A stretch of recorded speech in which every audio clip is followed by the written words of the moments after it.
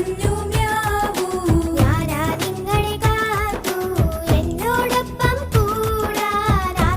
ആർക്കാണിഷ്ടം, ആർക്കാണിഷ്ടം. ആര് പറഞ്ഞു